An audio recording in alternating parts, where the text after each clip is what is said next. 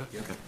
Okay, folks, can I formally welcome everyone here to today's meeting of the Social Development Committee. You're all very welcome. So I do usual housekeeping and asked anyone in the room to switch off the electronic devices, telephones and so on, and to remind members of the protocols around use of the electronic tablets. Okay, moving on from that, could I ask any member to declare any interest relevant to today's agenda? None to be declared. Apologies. One apology from Dolores Kelly. Her husband actually had a heart attack a couple of days ago, and he's out of hospital. He's fine, so to speak, but I do no harm of it. I'll send a note. Thanks. Get well. Okay, thank you. Paula Bradley. Paula Bradley. Apologies. Paula.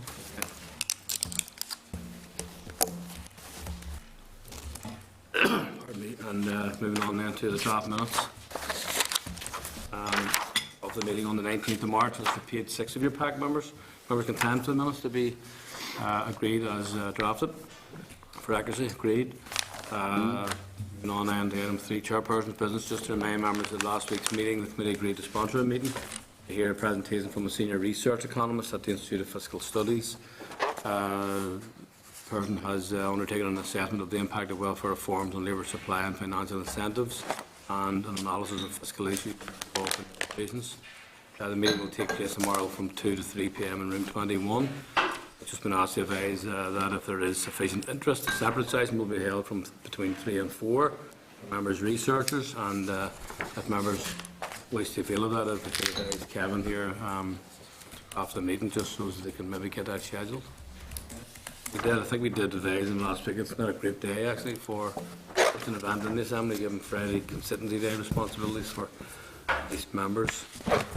Okay, matters are rising. Just advise you that we have received a minority report for phase 3. It's a draft report for phase 3 of our own inquiry report, and this will be considered later in the closed session. Again, just as a matter of arising, NILGA has responded to the committee regarding a number of issues which members raised during the recent oral session of evidence on the regeneration bill. A copy of this response can be found on page 13 of your members of your meeting pack.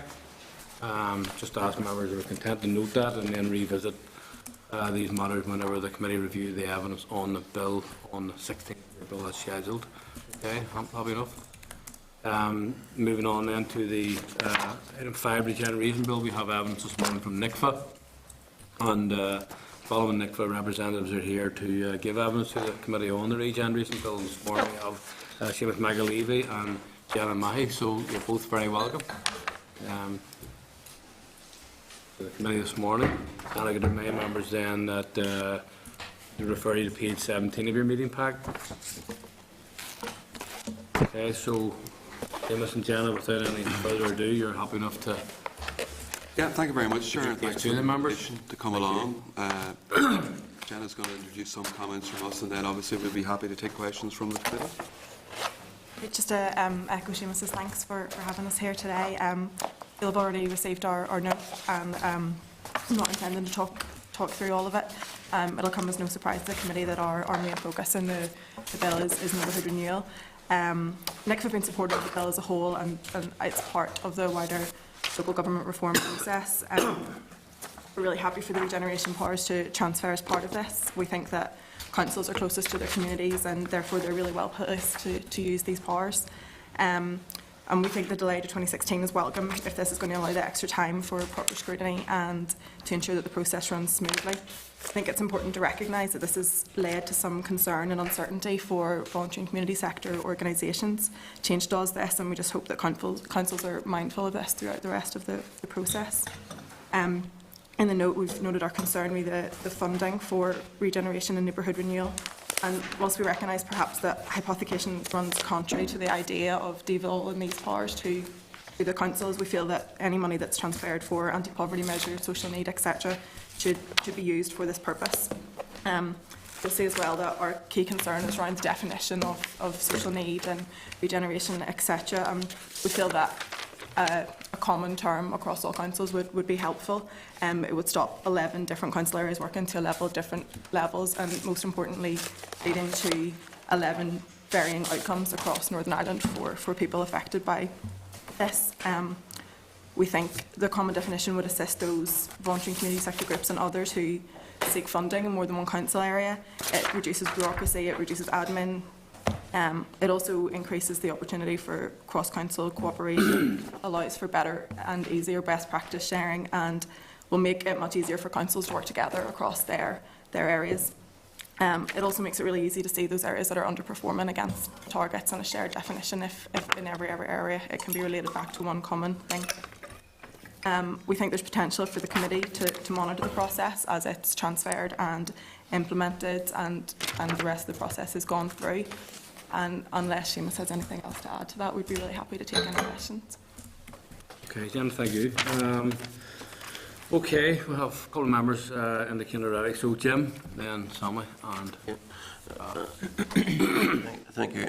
I think you're right to draw attention to the fact that social need, for example, is wholly undefined, both, if I recall correctly, within this bill and anywhere in legislation. I don't think there's even a definition in the 86 order. So that would seem to be a recipe for the point you put your finger on, that you therefore could have a patchwork across the 11 councils of different perceptions, and that wouldn't be in anyone's interests, I take it. I think that's true, and which is one of the reasons I think we're looking for some coherence across all of the councils, with an adequate definition, so as that you can, maintain a programme that is likely to deliver reasonably in the same way across Northern Ireland. Like the discussion around community planning, we do, the counterbalance that we do believe that areas should be able to focus on what they think are the greatest needs within their area. But I think it's important to have a framework. Imagine if people just went off and did whatever they thought fitted the programme, and I suppose. So is that almost not what this legislation says? Because in clause 1 at the end of 1.2, it says as to what can be funded, or for anything not falling within paragraphs 8e, which the council considers will benefit the district. It really is a blank check. It is wide. Now, it's foolishly wide, is it not? Well, that's why, as I say, we would like to see some coherence brought to it in terms of common definition and programme, with regard to neighbourhood renewal. Well, the name of the bill is regeneration, which speaks to me of, first and foremost, things economic. We're going to regenerate council areas, areas within them that need regeneration. So should the focus not be upfront in lights on economic regeneration? Well, I think regeneration covers more than the, economy. Clearly the general fabric of an area is very important to economic regeneration as well. I think regeneration covers something much wider, than purely, economic measures, let's say. Yes, but if we're going to attain regeneration, the primary focus, surely, is going to be economic. Well, I think a major focus, but I think regeneration and renewal of an area, as I say, improving the fabric, the general health and well-being of people in the area are all part of that, I think. It's obviously a limited pot of money. Absolutely. Therefore, all the more important to get it sharply focused. Yeah, well, I think, obviously the bill has, wider powers. The bit that we were focusing on here was the neighbourhood renewal pot that is transferring from Department of Social Development. And we would like to see that being, ring fence. That's the commentary that we would be hearing from voluntary and community groups across Northern Ireland. That one of the things that they would fear, one of the fears would be that it might just disappear, that it might just go into some of the broader things. But neighbourhood renewal at the moment is premised and defined by the Noble principle. indices. Now, surely if you're to give a commonality of approach across Northern Ireland, and to avoid the patchwork approach under the Regeneration Bill, surely you're going to have to remove that focus. Well, I mean, it uses the Noble indicators, I suppose, to focus on the 10% most disadvantaged wards, within. That's where the money goes. Yeah. If you're running something that is, an anti-poverty program, I think you've got to use some indicator that tells you that you will focus the resource. We're running a regeneration program. Well, I think that's the wider bill. Talking about the neighbourhood renewal aspect, for us, we saw that as an anti-poverty programme. It was attempting to deal with the areas that were worst off. So you want to cling to Noble? Well, I think we want to use a set of indicators that show us which areas are worse off and how you might target certain resources on those areas. Yeah. Thank you. Okay, Salma? Yeah. Can I just ask, because really to follow up from the point that Jim's been asking about, is there not a distinction to be made between this bill, which is about regeneration, and the issue you've raised about social need? Because regeneration doesn't necessarily have to always be targeted at areas where there's extreme social need. In fact, sometimes regeneration outside those areas could benefit the areas which are totally deprived, because there might be more chance of success. So, I mean, are we kind of bringing two issues together that really are separate issues? First of all, like your view on that. I see your point. In terms of, I think we need to invest at times in different areas, different places, different sets of people, in ways that help them best. I agree with you in terms of investment that takes place outside areas of social need can and is very beneficial to people from those areas. One of the things that this programme helps people do, I think, is better equip them to take advantage of that. I think your question maybe is, should the neighbourhood renewal bill, or should neighbourhood renewal be part of the bill? Should it transfer to councils? Is that their question, or should it be kept separate? Or? Well, I mean, neighbourhood renewal is obviously part of regeneration, so a regeneration bill, by its definition, needs to include that. But I think that what I'm worried or confused about is whether or not the emphasis that you've made here on a standard definition of social need, and then, tying that in with a regeneration bill, which is much wider than dealing with just social need, yes. is confusing the issue. Okay. As I said, that was our comment with regard to the neighbourhood renewal aspect that is transferring from DSD to councils. I accept what you're saying in terms of the regeneration bill having a much wider aspect or powers to it. And just on, rather than maybe a standard definition of social need, would it not be easier to follow up from the point that Jim raised? Would it not be more desirable to actually deal with the ways in which the money can be spent, rather than on the groups on who the money would be spent? I mean, if we tie it in just to social need, then there may well be groups that wouldn't qualify under a very, very strict, or areas that wouldn't qualify under a very strict definition of social need. But you could still have it spent on things which are not necessarily regenerative or renewal projects either. So do we not really need to look more at how the money is spent, or the things on which the money can be spent? In other words, what constitutes renewal and what constitutes regeneration, rather than what groups should qualify or what areas should qualify?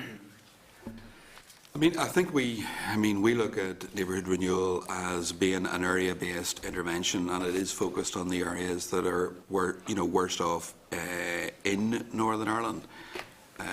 Again, I accept what you say in terms of the different types of activities and groups and what might be best, to spend the money on.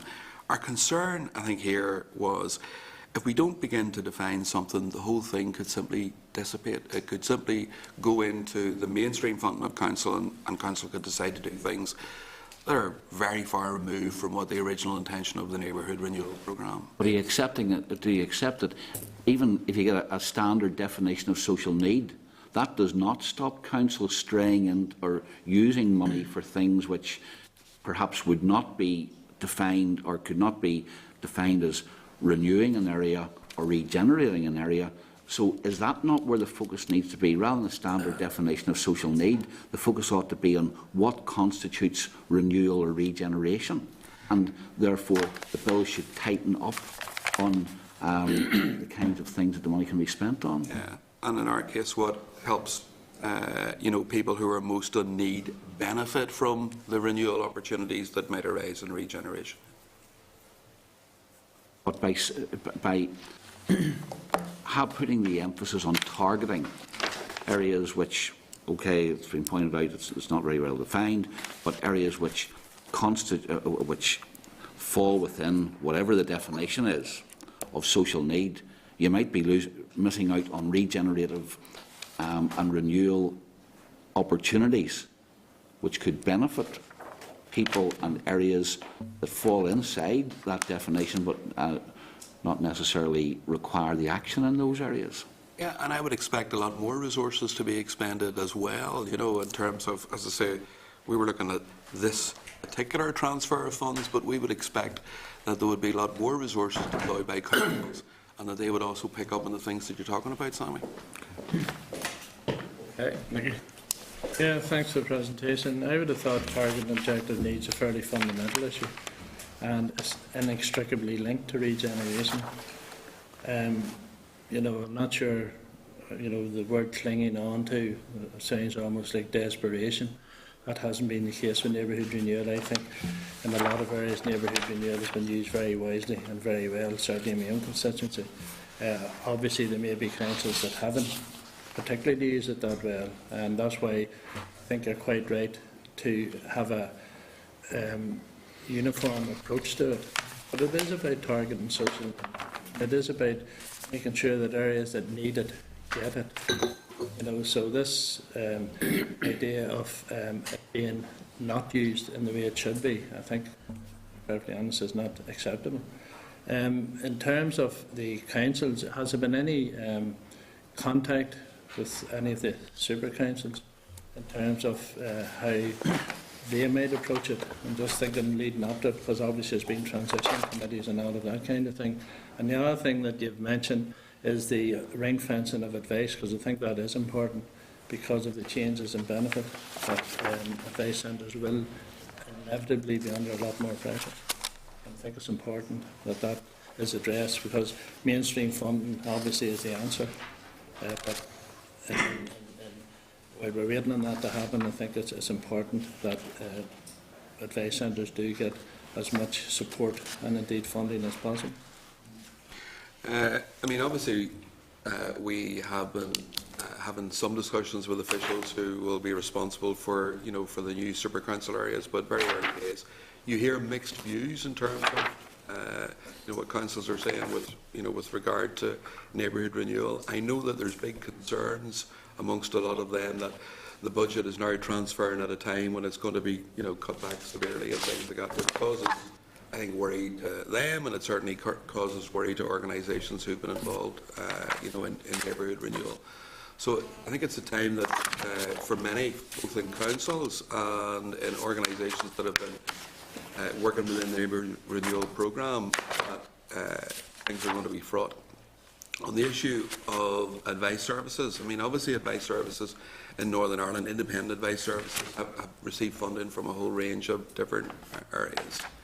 One of the things that our research shows in NICFA, and across the UK in terms of our association with the National Council of Voluntary Organisations, is that in times of recession, there's a number of areas where demand rises sharply in terms of voluntary sector. And it's generally for those organisations that are working with people around employment-related issues and unemployment.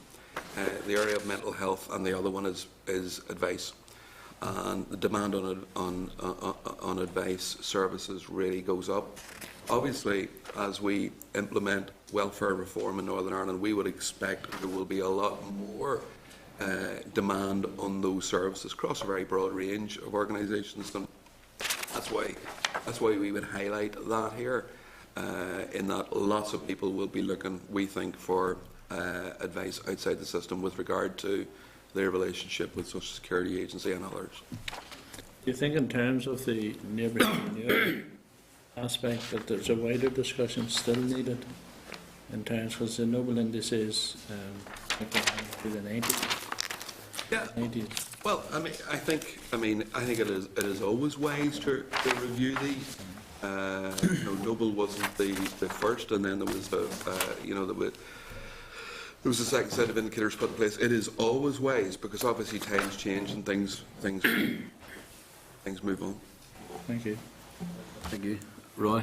Thanks for your presentation. As others have said, the current definition is very, very wide. In fact, you could exclude a lot of the paragraph and just go with the bit where it says that the assistance can be for anything which the council decides will benefit the district. That would actually equally replace the rest of much of paragraph 1, because that's much wider than some of the other areas.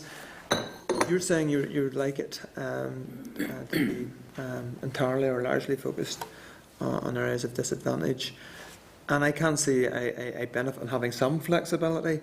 But have you got an idea from elsewhere, from perhaps some of your sister organisations who are aware of how this support may be treated elsewhere, as to how this could be amended to better reflect your concerns?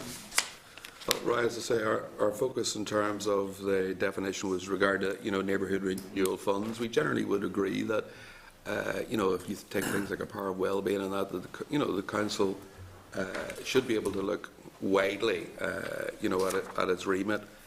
In terms of liaison with our other councils, Scotland and Wales, no, I don't think we have anything on this that we could shed any extra light on. I think things are not that different in other places, in that when you look at the difference between neighbourhoods that you get, in terms of a lot of indicators like life expectancy and things like that, they can be starkly different within fairly short, or within relatively close areas and things like that. So I think they're dealing with the same issue problems that we have, which shows you that if you just have a general policy, it won't necessarily impact on those areas that are worst off. Mr. Chairman, to the clerk, I think we as a committee should be looking at how the legislation is drafted, perhaps in other areas, to see if there are ideas there which may at least be able to be, if not concentrated, directed to a degree. But I can see a benefit in having significant flexibility, because if it ties too much, there can be a difficulty. But equally, I think it would be wrong if this simply went into the economic development part of the council, and that, it could conceivably just do that, and it would meet the legislation as currently constructed. Yes. Useful, very constructive idea. Okay, Gregory, do you want to back in a wee point on that, or? No, I'll come in after. Okay, you back Just in. a query anyway. Welcome along. Just one query on your submission. You'd referred to the possibility, and I know you preface it by saying ideally, NICVA would like to see the committee retain a scrutiny role in this, take an overview. How do you think that would work, and how do you think local councils would operate under that sort of overview system? Might not like it, Having spent 30 years in the council, I think that's probably an underestimate. Yeah. In terms of, I might see it as, Big Brother is looking down and watching. But I think the thought that struck us when you're transferring a major programme like this that is run within a government, that is run within a government department for over 10 years, it might be a good idea to watch how that develops as it is transferred, and there might be, significant learning.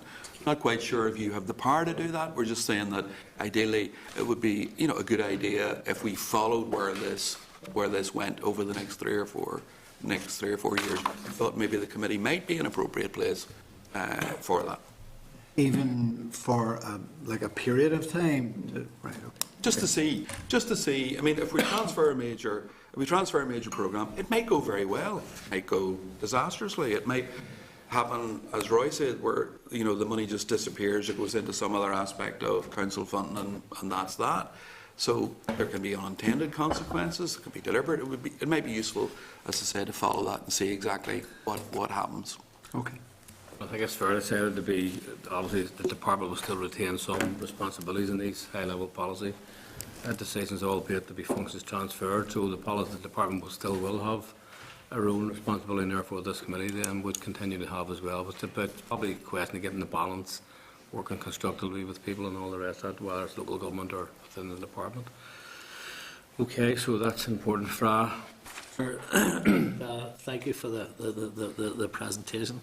And I think what you're doing here is you're raising a number of issues that has been spoken about widely within many groups. There has been quite a number of concerns raised about the having one policy across 11 councils, because I think the point that Roy made in terms of people having control over that budget and it being used for other than dealing with deprivation or dealing with regeneration or dealing with and I've argued long and hard over the years, and I have believed that neighbourhood renewal was an excellent programme, but was probably wrongly delivered in many ways. I think the department here, whilst having the lead, was probably let down by quite a number of other departments who didn't see it as their job to deliver neighbourhood renewal. So I think that when you talk about other regions, that you used to jealously look at the amounts of money that may have been available coming from councils and things. But back to the thing, I do agree with you that I think you do need one definition of neighbourhood renewal, how it's run. I think there are times people move away and use the money for other things. I do believe, as Alex said, that the department needs to retain that overview through that, giving this committee an opportunity and a chance to discuss any difficulties or problems that may arise out of the thing. I think it's crucial, but one of the things about neighbourhood renewal, and I agree with you, regeneration to everybody means different things. And neighbourhood renewal was, and you've said, about building capacity. It was about neighbourhood renewal itself.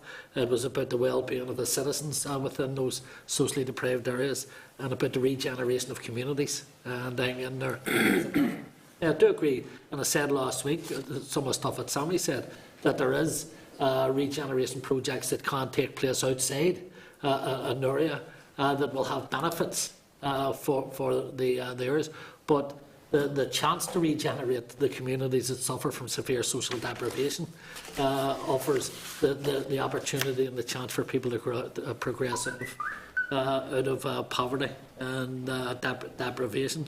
So I would agree with you that we need to have that overview, and we need to know where it's going. It's like the old argument, even under aspects of community planning and other aspects of change. What you ended up with the whole definition of what is a community development worker. I think every council had a different concept of what community development was, and you need to start to pull the threads out together if you're ever to have an effective programme. I think we break here. Sammy fixes his telephone. Right. I thought I'd got away with it by staring at the wall. Clearly I hadn't. I was on your case. Sammy, you're up next. Okay. Just come back to the point we're discussing. First of all, defining social need would tighten down where the money was spent. But I think the point that Jim was raising was, how do you tighten down on what the money is spent? I mean, we could have some discussion as to whether or not it we should always be targeting just areas of social need. That's another issue. But first of all, Seamus, do you have any concerns about the way the money was spent in the past? Yeah. And secondly, what suggestions would you have then for tightening down, not on where the money is spent? You've already told us that you wanted a standard definition of social need, but how the money is spent. Yeah.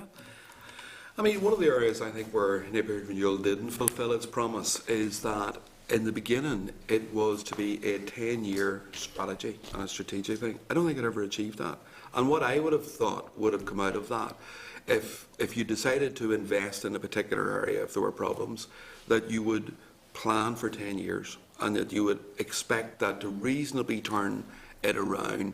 It is likely to take you that amount of time, because I think there's a world of evidence out there from academics that that shows that.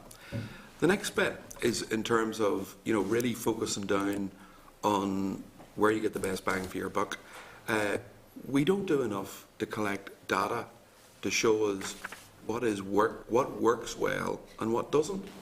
I mean, I would have complained over the years about the system for accounting for public money, how it's followed, that it's simply, that focused heavily on vouching, focused heavily on making sure that, the money was all spent properly and accounted for properly, not enough emphasis on what the public pound is actually trying to buy. Because the Treasury guidance keeps telling us that if you don't focus on the outcome you're trying to achieve, everything else is lost. The rest doesn't matter, in effect. You can account for the money well, but basically flush it all down the toilet. So I would have placed much more emphasis on collecting data, understanding what activities work well, and invest more money in those. And I would discard the things then that didn't. And that can be difficult, because obviously people can have lots of objections to that. But I would drive a programme like this much more by the data and information that you gather and what feeds back and begins to tell you what works and what works well. And I think other places are beginning to do this. Okay. And from your experience, because I'm really trying to think, what is it we should have in that clause 1 of the bill? Because that clause 1 of the bill really is about the kinds of things that you spend the money on. I think Jim mentioned that should it more be about physical regeneration rather than on the softer end of regeneration and renewal, or if there is a role for the softer end, whether it's, I'm trying to think of building up capacity of groups or whatever. Are there specific projects or programmes that you feel have been essential to doing that kind of thing? And how would you see a bill limiting or what limits would you place on the kinds of programmes that the bill should be saying that's what you spend the money on?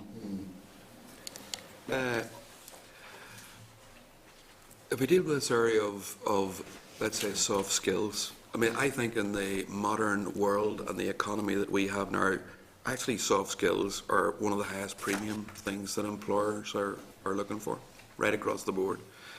And sometimes when you talk about soft skills, it sounds as if it's unimportant, but I think those things become really important. So investing in things that improve the soft skills of people in disadvantaged areas could be one of the things that might increase their opportunity in terms of jobs and employment. In terms of general economic regeneration, the environment that we live in and the environment that we create here in Northern Ireland, I think, is what will shape and attract inward investment. So the physical environment is very important. Schools that we have available, what the people who work for these companies will think of the place, why they want to locate here. Those things become incredibly, important. So trying to marry all of those things, that you can develop talent, attract it, retain it, you know, and that you can create a place that, you know, people want to stay in and live in becomes very important. So I think you've got to marry the two things here. But the soft skills, I think, are incredibly important. So how do you then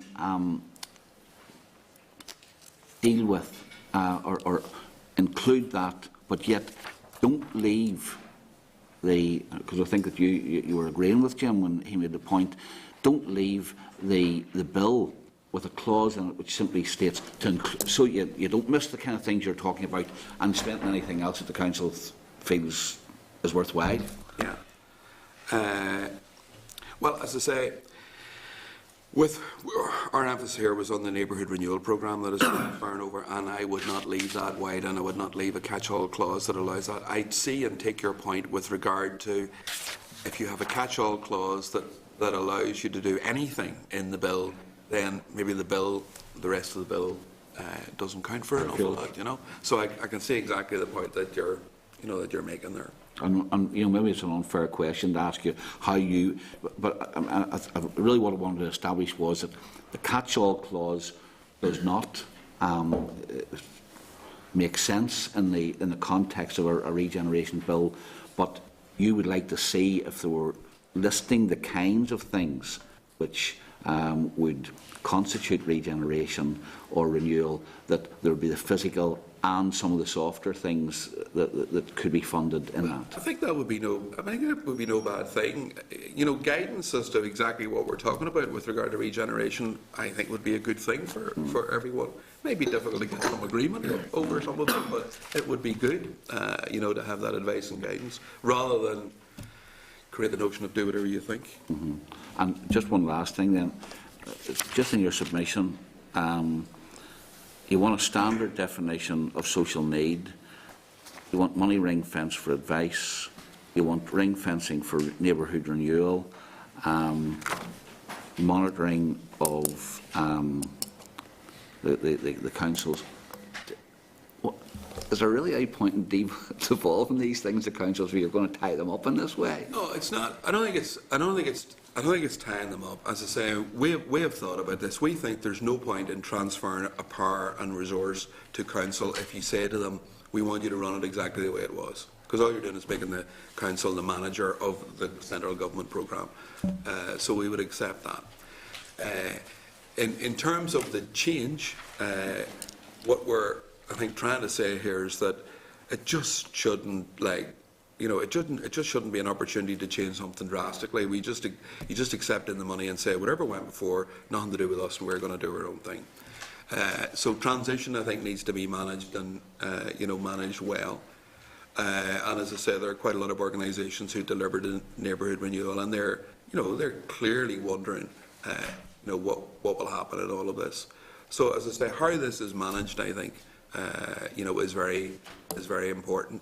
But ultimately, as the councils develop, clearly they will change the emphasis and the direction, of a lot of the stuff that is delivered. We would expect that to happen. Okay. The two issues there, pardon me, I'd like to ask you on. First of all, and given the status of the concordat between the department and the sector that you represent, what level of discussion has there been or consultation with yourselves as this bill has been developed? Well, I mean, there's been significant discussion over time. There's been some rocky periods, in that neighbourhood renewal was to transfer, to council earlier. That didn't work out. There was a lot of concerns raised, at the time. And as I say, I think when we're talking to our member organisations that are involved in neighbourhood renewal, certainly, there's a lot of concern there. They're not really quite sure what's happening, what will happen. And as I say, I think that is a big issue. There's also, you hear some talk that maybe some of the councils might not want neighbourhood renewal now, given the position with regard to budgets. I don't know if that is true, but this sort of stuff adds to the concerns that then fly around. The reason I just put that question really wasn't, don't even necessarily expect you to give a kind of full answer, but it's really for me, I mean, obviously there are a lot of concerns out there and we're all aware of them from a whole range of different organisations because they're not actually sure. I'm just making a point, really, I suppose more than anything else, that yourselves, your own organisation, is a key element of the Concordat, which, if the department and yourselves are working closely together, a concert, even where you disagree, doesn't matter, but at least that should bridge some of the communication gaps that are clearly there. So I'm just making that point, really, just to emphasise that there's no point in having a Concordat if it's not actually utilised fully and properly. Last point I wanted to raise with yourselves was you have raised the whole issue of shared space and what might be any obligations on local government to deal with that. In the NILGA presentation, if I remember correctly, they raised the issue that councils will have to take regard of community planning, of course, and upcoming TPOC policies, for example. So would you be able to elaborate in any sense of your thinking around shared space, or would it be sufficient to have guidelines in the attached to the bill or so on? So just I think the point that we're making was almost just exactly as it is in the note, that shared space and inclusive communities have a real key role to play in the regeneration of their areas. And yeah, councils through community planning are going to be led by their communities and what their demands are in relation to that. We just thought it was a important note to make, that it's not referenced in the bill at all, but obviously councils will, as you've noted, had the responsibilities through TBUC and community planning to give regard to the development of shared places in their areas. okay, Jan, thank you. Other members indicating. So, Seamus and Janet, can I thank yourself both for coming up and helping the committee in our deliberation on the bill, and on behalf of your organisation. Okay, so thank you, and no doubt we'll be discussing matters again in the future. Thank you very much.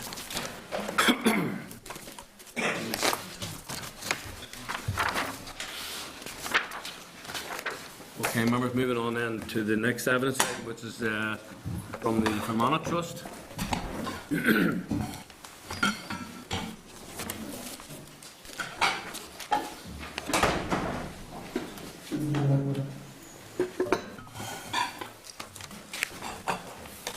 I just formally welcome then Laurie McCusker, Karen Sweeney, Lynn Moffat and Kathy Paul.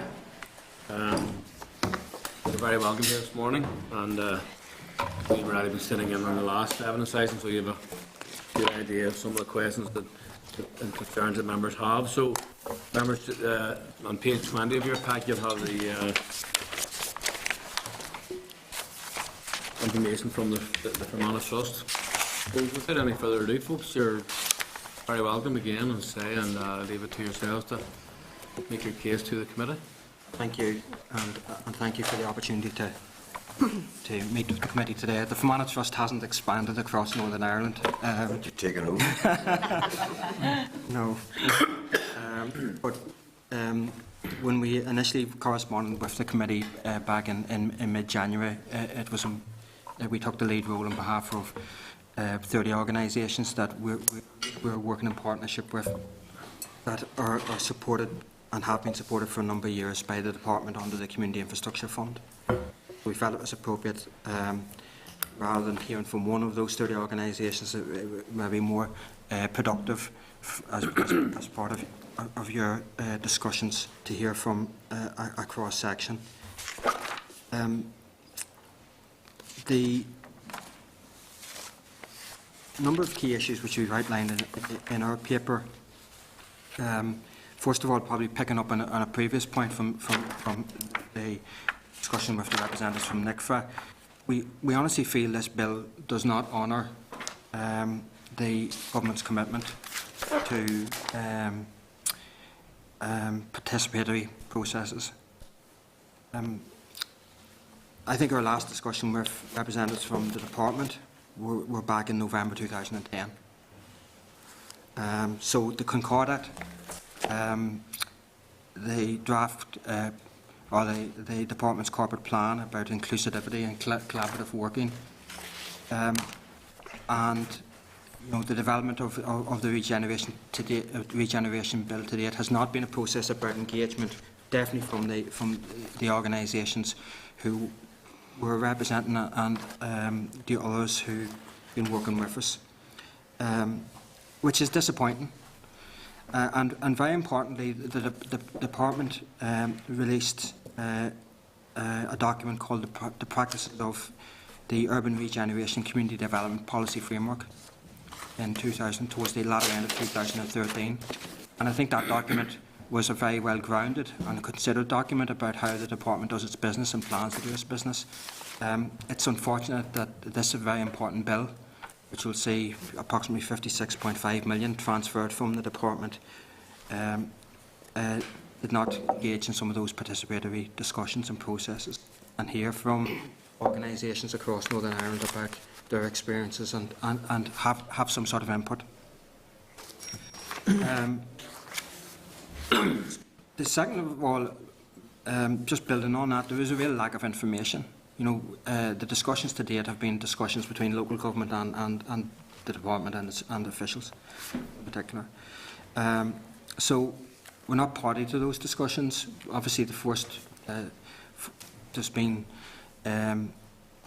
information, but not clear information. It's, you know, when's neighbourhood renewal transferring, is it transferring, etc., etc. What comes in the bill? Obviously, it was a regeneration and housing bill. It became then the regeneration bill. So, the, you know, organisations. Right. Sorry. Tom McCann. Got to hand it off. Down the corner. Members check their phones. At least he confessed to it. I tried anyone to else? pretend it wasn't me. With not much success. Okay, may people please make sure their phones are switched off? It is ultimately disrespectful to people, particularly who are giving evidence. Thank you. The third thing is just, it's interesting that the bill's called the regeneration bill. You know, if you look at all the jurisdictions and you see regeneration bills, this mainly seems to be a transfer of resources and between department and local councils. In terms of the nitty-gritty of regeneration, whether that's economic, environmental, social, physical regeneration, you know, it doesn't get into nitty-gritty, so it was actually very hard for us to comment on the content of the bill, getting into that level of regeneration. But also, there appears to be a real lack of joined-up thinking here and a real missed opportunity maybe for the executive. We have rural regeneration, which is the responsibility of the Department of Agriculture and Rural Development. And it was interesting to hear some officials from the Department of Social Development address this committee a number of months ago about the lack of joined-up work between the two departments. Other things like Social Investment Fund, which is putting substantial resources to address social need on the ground, and it appears to be no alignment between this bill and that. So it's disappointing that the bill hasn't been an opportunity for more joined-up thinking about the relationship between the different aspects of government resources that are designated for regeneration. And another point is regarding the timeline. Out on the ground, councils are currently, even this week, appointing staff to particular positions within the councils. And trying to meet, obviously, the deadline of the 31st of March before so there's a level of uncertainty about those roles and responsibilities, and now we're saying that in 12 months' time we should see a significant transfer to and change in the relationship between the organisations. That the Department of Social Development have actually pump-primed. You know, the department, and particularly the Voluntary and Community Unit, has went on a journey of putting in place support for community infrastructure organisations, things like neighbourhood renewal, etc., and hasn't discussed with those organisations about the change that's taken place. And new organisations are being formed, and what this bill suggests is that we should hand over those resources to those new organisations. But we should not take into account the considered view of the organisations that the department has helped put in place and core supported. And that seems to be an interesting way to do business. But I think most importantly, we want to get across the impact that this transfer will have, and particularly on the Community Investment Fund. I'm going to hand over to Lynn to address that. Thank you. One of the things that Laurie and his organisation, Humana Trust, have done is surveyed all of the CIF, the Community Investment Fund organisation, funded organisations. And 2/3 of the members who are funded by CIF responded to this survey. And with just those 2/3, £1.5 million will be lost to the third sector, the community infrastructure organisation. That may be a drop in the ocean in terms of the wider DSD budget, but it's quite significant in terms of the community and voluntary sector. The transfer of CIF funding to the councils has the potential to result in at least 16 organisations closing their doors. And can I remind you again that we're only talking about the 2/3 possibly that responded to the survey, and there may be, in fact, more. The biggest point for me is the impact that this might have on services within the community, and particularly in relation to community development and community infrastructure. Some of the soft skills that you were asking Nickver about, because the CIF core funding allowed 24 of the CIF funded groups to lever in a further £9 million into those organisations to deliver other services. And those other services are across a wide variety of areas, not just geographical areas, but working around health, the environment, the economy. We think of the ESF-funded groups that are actually providing training for employment. These aren't soft options or soft outcomes. These are actually quite concrete in terms of the impact that they could have. The CIF core funding also allowed just 21 of the groups who responded to raise £7.6 million for their own member groups. Again, that's another significant pot of money going into the community sector. We don't necessarily want to focus purely and simply on the effect that's going to have on the community infrastructure organisations themselves. But remember that they do also have their impact on the community in which they work. But the loss of core funding could lead to over 70 redundancies immediately, and possibly over 50 more should the if a certain set of circumstances comes out. 60% of the organisations have already been talking to their councils to discuss the transfer of CIF funding. Most of those meetings have been initiated by the CIF-funded groups as opposed to the councils themselves. And we understand that up to 50% of the councils will deliver the programmes that we currently deliver in-house. Some will use the service level agreement and 25% are considering tendering. We're very happy to engage in competitive processes. We're confident that we offer a professional service and a value for money service. But we would like to highlight the danger that so many of the other areas in which we work will be lost to the community and to service provision in general. Thank you. Then we'll just hand over to Karen. Good morning, and thank you for giving the opportunity to give this evidence.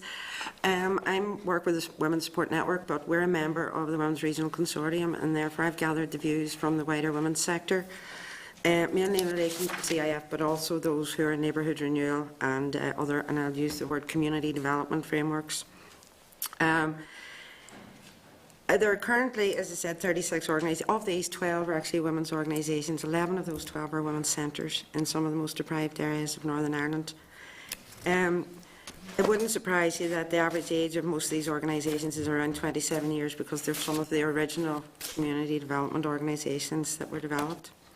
They're centres and organisations that provide a range of frontline services, childcare, training and development, advice, counselling, support referrals on to other organisations and statutory organisations. And as well as that social, let's say, community development element, that ties in the economic, because they're also local employers. And they also provide services that enable women to become employed through training, through support, through childcare. So there is the economic value there within the communities as well. The average, was set up, the CIF money was set originally, and its criteria was that it would fund core roles within the organisations and core percentage of core running costs. And actually, the average at the moment between the CIF and especially within the women's sector is about 2 to 3 staff, mainly the manager, director and the finance person, with some having maybe a part-time admin that's covered and some of their, as I say, their running costs. This core, having the core within these organisations has enabled them, as I said, as been previously said, to lever in money. And with some of those centres, it's up to as much as 440,000 coming in for additional services in those local communities. With regard to the women's groups and organisations, the women's centres and organisations within CIF, you'd be looking at an immediate, if it was to go, if there was no, let's say, more definition, and I will get on to that, of about 29 jobs with the potential knock-on of 107 because of the knock-on. If you lose that core, you lose maybe those that are coming in the funding, you're losing maybe members of the childcare teams, things like that, and the training. If you look at that, I would like to maybe pick up on some of the points, which, well, the points have been picked up on already, but there's some of the things that I think need to be highlighted in relation to the bill. But the first thing I want to start with is the DSD policy framework.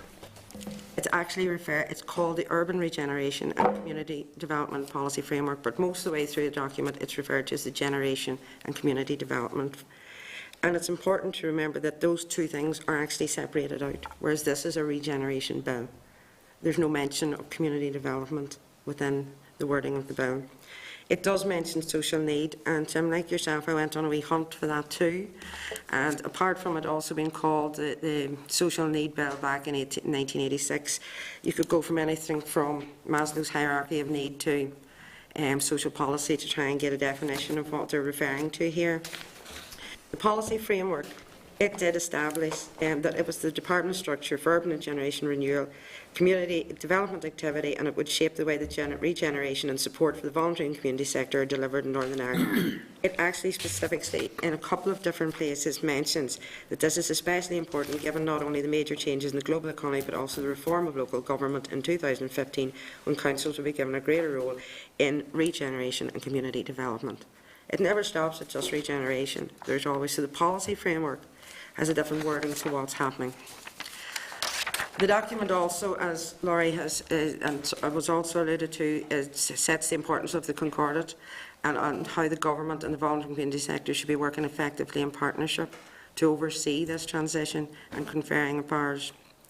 Moving on to the regeneration bill, as was picked up also, I found that maybe only section 1 would refer to community development in any way, and only that 1.15, where it's kind of that all-inclusive statement, and there really is no detail. There is one thing different. It's almost word for word with the original Northern Ireland order, apart from even in the first line, financial assistance to any person is in the new bill. In the old bill, it was any body and person. So there's even, is that it? You know, is it going to people? The scrutiny of, as I say, of the bill, if you take it again, and I've looked at it, there's no mention of community development in it, and what is it? Well, sorry. Whereas section, right, the other thing I'd like to make is, in fact, I've read over the NILGA presentation that was made, and it actually specifically only deals almost with section 2, which is which was originally a different bill. That was the planning. They never really even mentioned section 1, and they also were questioned the amount of scrutiny or oversight that DSD would have on each of those different planning things, all the different things, whereas it's not even mentioned that there would be any oversight in part 1 within the bill as it stands at the moment.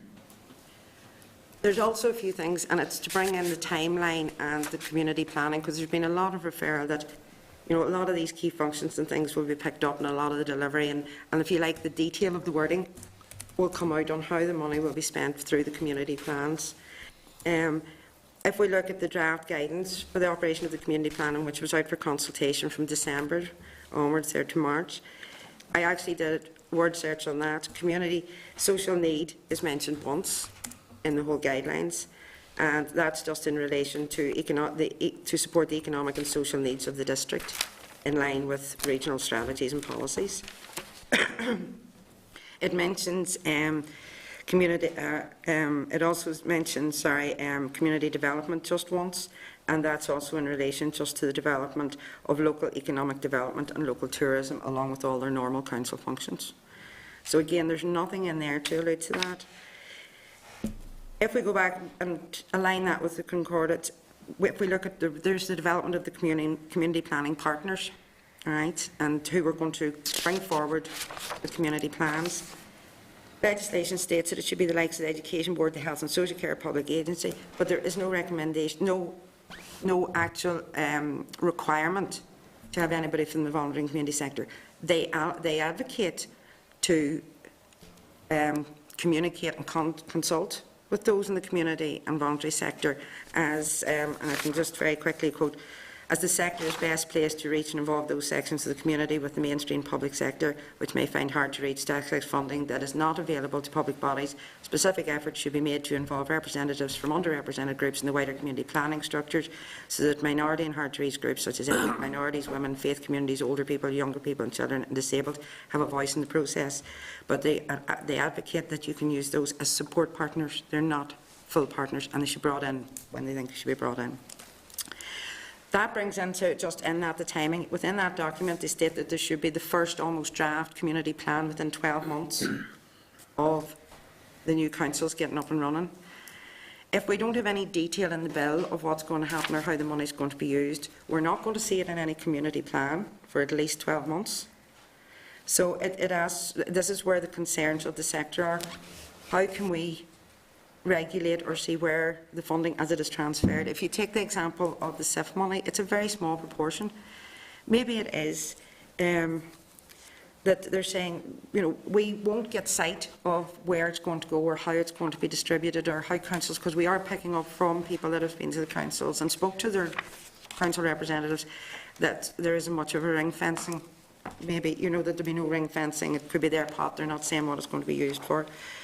The other thing, and I'll come back to those one, I just wanted to mention, has an EQIA been carried out on the bill?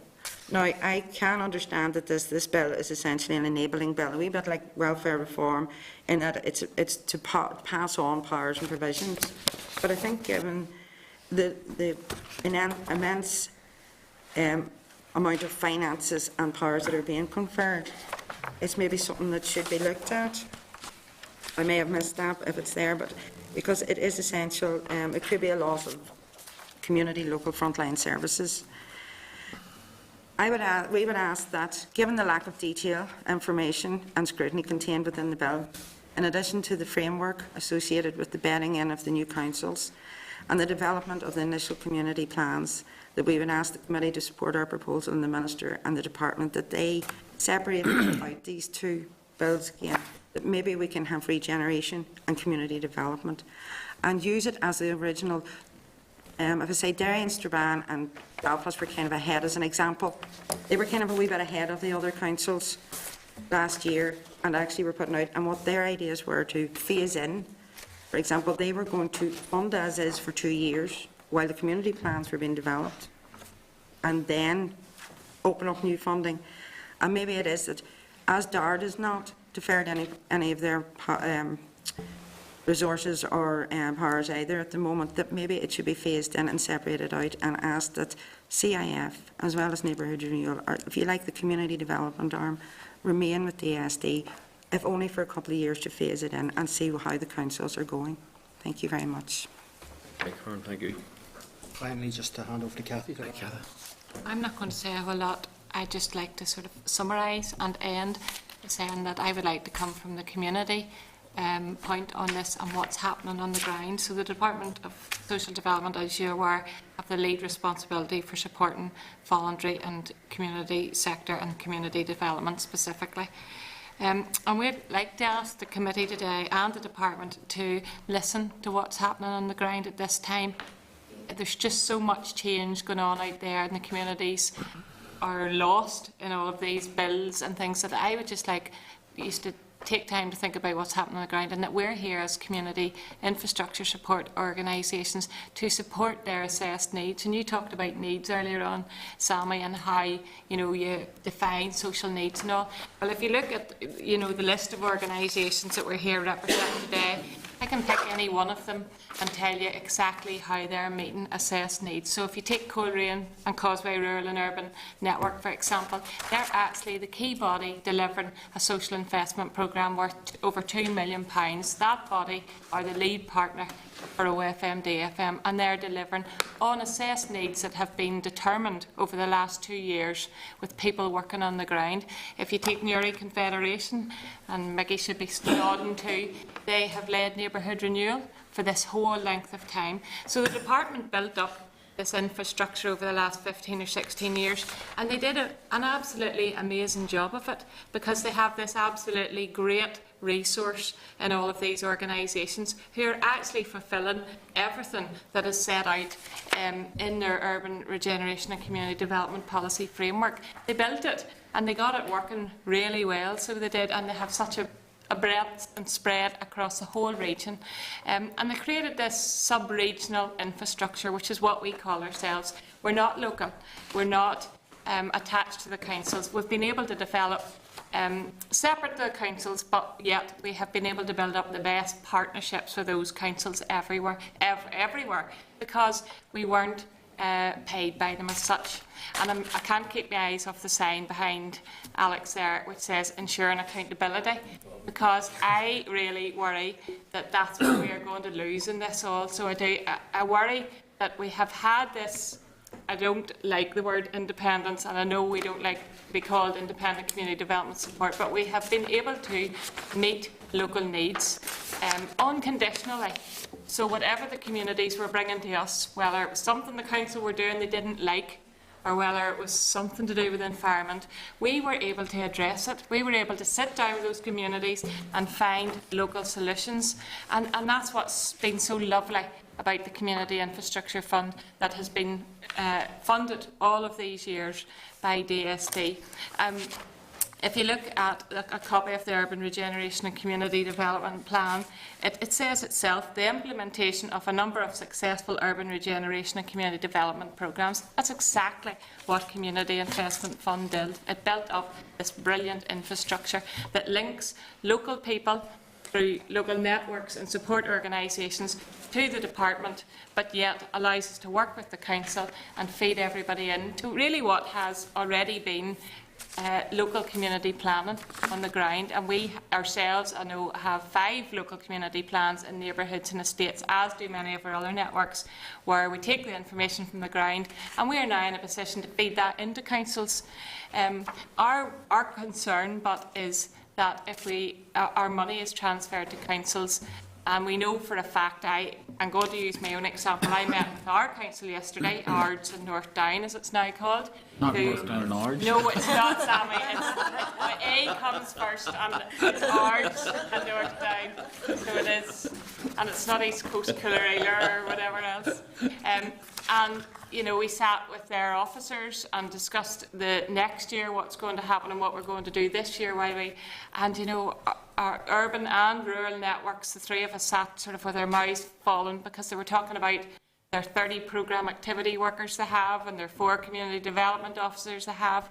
And really, you know, they weren't talking about the needs on the ground, which is what we concentrate on. They were talking about their council structures and their officers and what they might do and how they might come in and work in Ards and all. And you're thinking, but this has already all been done. You know, we've spent the last 15 years, DSD have invested in it for 15 years. This has already all happened. Let's not spend our time and precious resources on redoing something that already works. Let's just get down to really good community planning. So we do, and the infrastructure for it already exists. Plus, that infrastructure is only worth 3.8% of the total DSD budget that's transferred.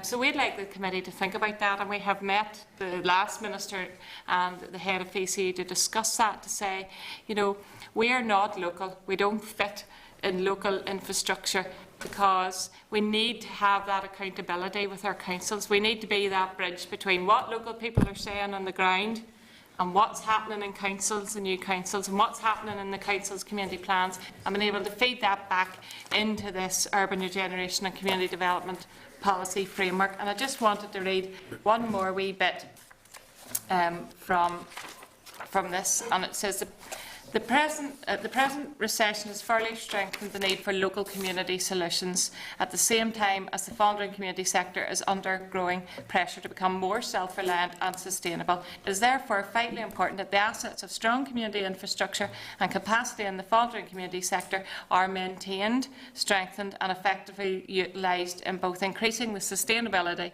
of the sector and affecting local community solutions in urban regeneration and community development. So what I'm saying is the infrastructure's there.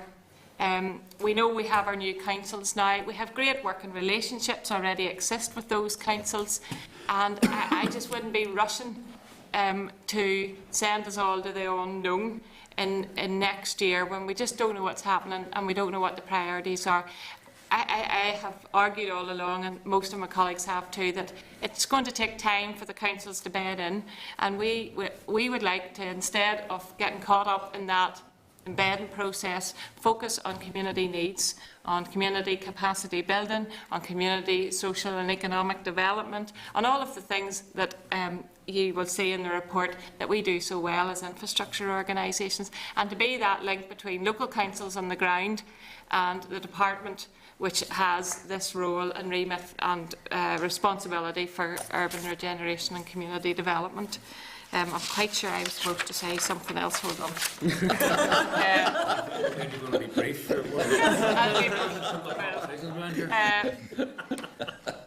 And we'd also encourage the Social Development Committee to take a lead role in ensuring that the Assembly and the Department of Social Development honour the wording of the Concordat between the sector. And we'd urge the committee to protect community development work and make sure that everything that DSD has already invested in isn't lost come this time next year. It's time for the department to maybe look at the implications of what this regeneration bill will actually do to our most deprived, disadvantaged and impoverished communities, which is what we focus on. And we could add neighbourhood renewal and all to the mix, but our real interest here is protecting that infrastructure that has already been built up within the department. And if I'm right, I was just asked for bring Salmian. The key point you're making in your submission is that those organisations which you've listed, which are in receipt of CIF, would retain that for 3 years. Is that right? That what you're actually formally, I suppose, proposing as one way of ensuring that there is that continuity. Yeah, as I've been thinking, that's a key proposal that you have on the table. Yeah, and again, it's only 3.8% of the overall budget. And it would allow everybody the time and the space, and most importantly, it would allow the communities to have a continued sense of support out there on the ground while all the changes take place. Okay, Cathy, thank you. Salma? Yeah. Maybe, Cathy, if I could start off just with the point you've made. I can see the point that you're saying about the retention of the budget for a period of years to allow you to get through the changes in the council. But in what way, two questions really, in what way do you believe that the bill is going to dramatically alter a relationship which you've already described as existing with the councils, as I think your own words were, the great working relationship you have with the councils? Now, if that relationship exists, and if it is a good working relationship, is there something inherent in the bill which you believe is going to destroy that? Anybody else want to answer that one? Personally, we have had some not so good experience with the administration of peace monies, etc. So we have, and it seems to be that relationship is more difficult to sustain and be good whenever it involves money and whenever then your money's coming directly from councils. So if we take, for example, the residents didn't want to see the closure of their park or something, the minute you start to go fight with the people really that are paying you, it becomes very difficult, and you lose that sort of sense of accountability that we can provide. So we can. So we, at the minute, because we're funded under the department, we get to go with the real needs of the community. So we do. Whereas if we were funded by the council and in their current status, that they don't really know yet how that's going to. At the minute, They don't have a plan. They don't, at the minute, they don't have corporate plans. They don't have any plans that we can fit into. So we hope that we can sit beside them whenever community planning's all a bit clearer and all, and there's a clear role for us. But at the minute, there's no guarantee in that. And where I have an excellent relationship with our council, I don't have an excellent relationship with the other council. And in some cases in Northern Ireland, there's no relationships between the infrastructure organisations that DSD have supported and those councils. And that also exists, so it do too, where the councils believe that they'll deliver these services in-house, which is not best for the people on the ground. You know, they build up really strong trust and relationship with the organisations that are on the ground, and then they feel they can take anything to them. You can't always do that with a council officer, especially if it's something they're responsible for. Yeah. But the bill itself does not encourage the council to absorb the role which your organisations play at present, and indeed, from what you're saying, the practice which exists, at least in most areas at present, would indicate that the councils value you as a kind of buffer between the role which they play and maybe communities at ground level. Is that correct? Yeah, I think it is correct, but the research we did, and we purposely asked the organisations in the research, all the organisations, what's going to happen? Have you had a discussion with your council? Have you, and the figures came, you know, quite clearly from the organisations as we presented there, that for some, while the relationship may be good, it's an independent relationship, and that the councils, a significant number of the councils, 16, significant number of the councils said that they were 50% of the ones the council will deliver this in-house going forward, that it will not. So, are there specific changes that you see that? I mean, let's say we just take it for granted that the community network resource that there is at present, that's something that should be kept in place. The department obviously built up that structure because it believed it was important.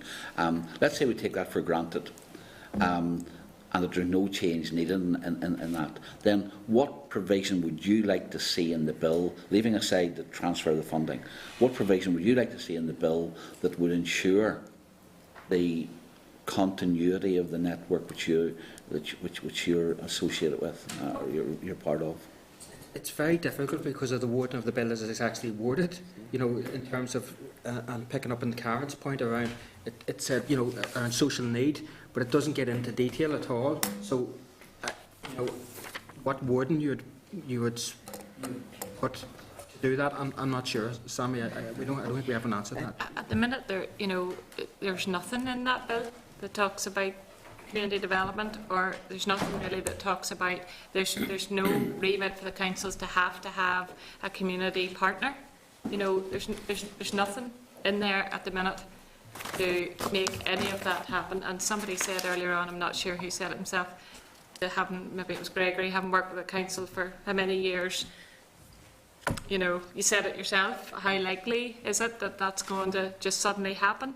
And where I said we have the best relationship with our council ever, we also have, over the last 16 years, got maybe, you know, 10 grand a year from them in small grants. The money came from the department, so it did. The core cost came from the department.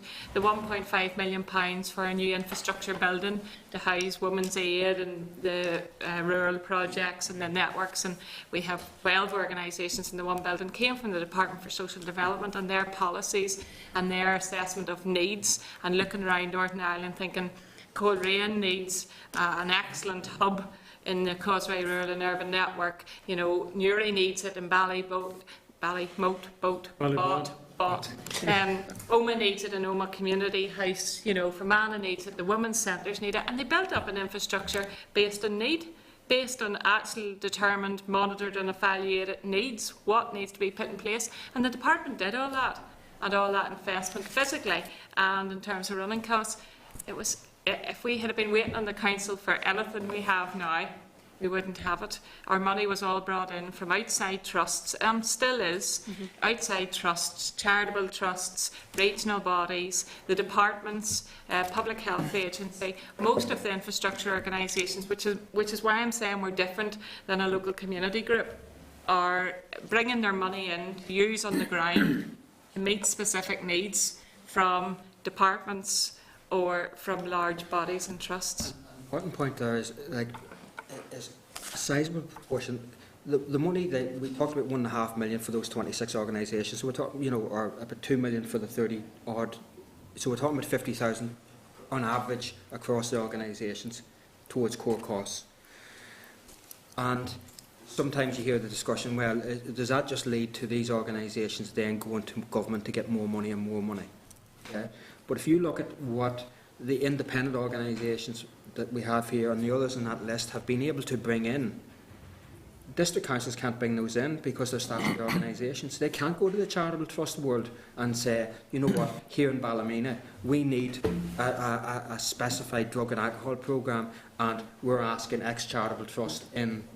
But Laurie, is that not your safeguard insofar as councils are aware that there's funding that organisations like yours can bring in which they can't bring in? So, I mean, why would they want to lose you? Well, you know, that's a good question, but from the research that we've done, in at least 50% of the cases, the councils will do it in-house.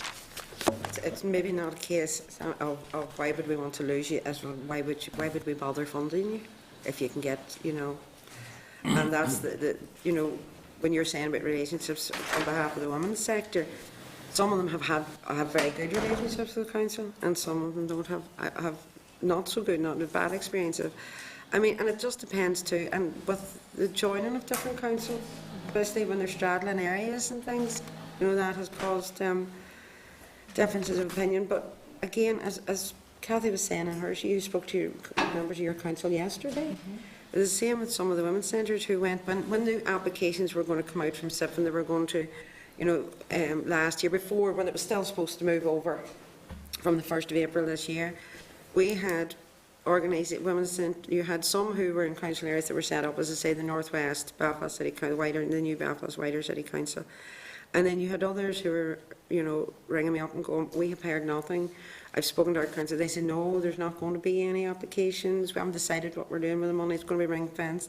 We're going to look at how we can, you know, they're going to have to look at their reduced budgets first before they know anything.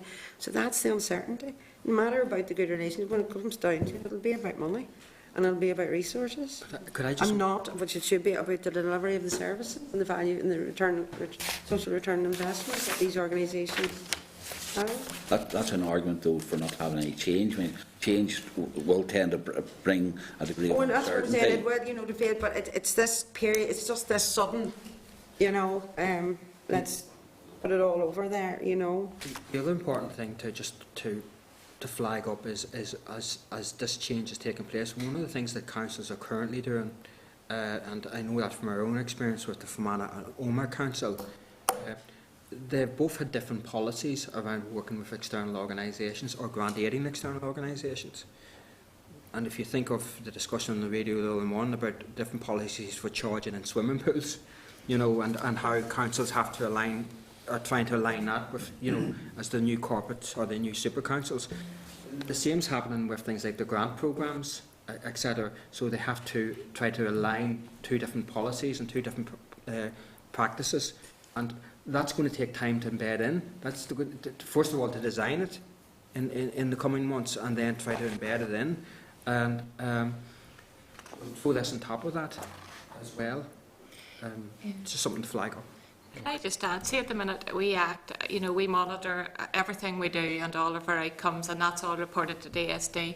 And effectively that we are meeting DSD's objectives in the programme for government, as well as this urban regeneration and community development policy framework. So I actually don't know how the department, if we suddenly lose up to 50% of the infrastructure from next year because it might not work with the councils, how are they actually going to deliver on this policy framework? You know, and at the minute we are that link between local communities on the ground, ensuring that accountability that you so badly need to have in government, to work with.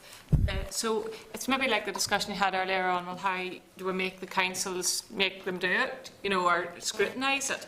Well, I think the infrastructure bodies are there as another alternative to that, because we do know what's going on the ground. We can say when the council programmes are working well or aren't working well. Well, not we, the communities in the ground can say it. They feed it into us, and then we're that bridge, working alongside the councils, closely with them, to feed in to this policy framework. And it just makes so much sense, because everything's already there and in place. So it is to allow scrutiny, accountability, excellent implementation of your programmes that you have outlined that we've already succeeded in delivering. And yes, when it fits with councils, and you can be ensured you're not going to lose all of those support services, which are going to have a knock-on effect on the Public Health Agency. All the other departments that, we get our money from Public Health Agency, OFMD, FMS, IF. If the wee small bit falls, it's like the dominoes, the whole lot goes, and you're sitting there with infrastructure organisations falling down around you whenever they are so successfully delivering on this policy framework document. Can I just ask Laurie one question? Just finish up. Laurie, you'd indicated at the very start when you introduced the views of your group that, first of all, the government had failed to honour its commitment to work together with social partners. There hadn't been any serious consultation with you when the bill was being formed, etc. Had you had that opportunity, what changes, because it's useful for us to know, what changes specific changes would you like to see in the bill which would ensure the honouring of the commitments which you feel were made and which are now not being honoured? The horse and the stables voting.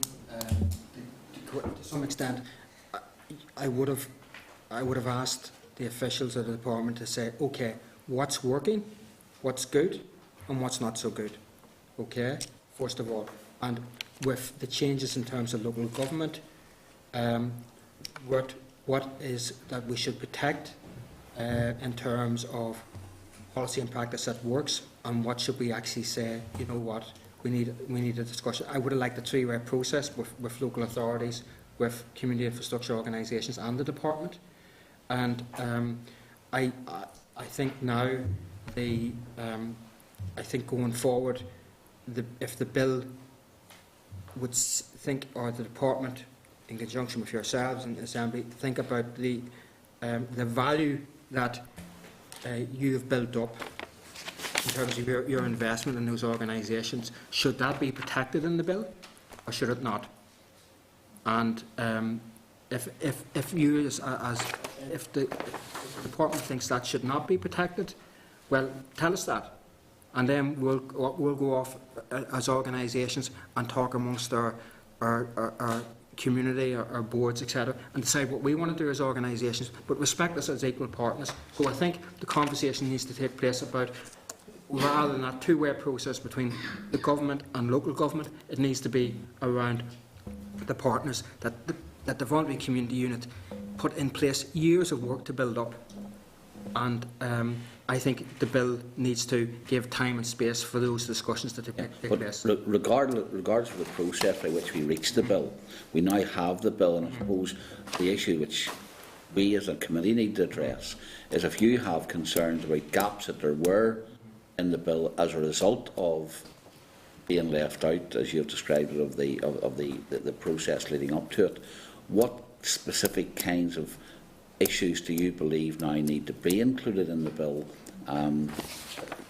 to safeguard the infrastructure that you're saying is important and to honour the commitments that have been made? could I just say, the bill is a very high-level document. For us in the communities, it's a way beyond most of us. It's definitely a way beyond most of our communities to start understanding that regeneration bill, and it really doesn't mention a whole lot about communities in it anyway, so it's not of any interest to them. We did try to respond and made a response through Community Places, and I suppose they were the only organisation that at least helped us try to understand that regeneration bill. And what we did understand of it was really there was no representation for communities in that. There wasn't, and that community development and even this policy framework isn't given its place. So it's very hard to comment and respond to something that isn't there, you know, and I think that's the difficulty, you know, you can't respond to something that isn't there, and I suppose something we don't totally understand, but what we do understand is the needs on the ground and the needs for continuing support services for the most disadvantaged sections of our community.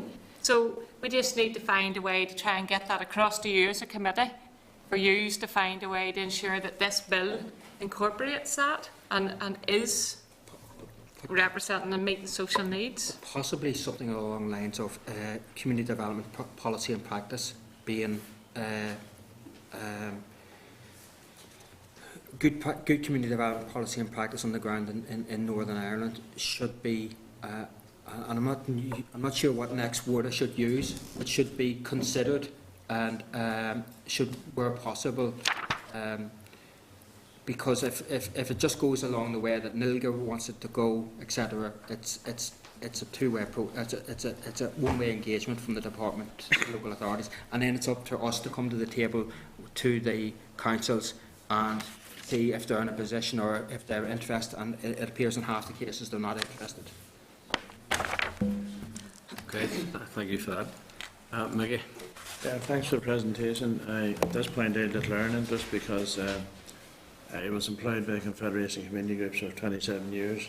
I'm still associated with them.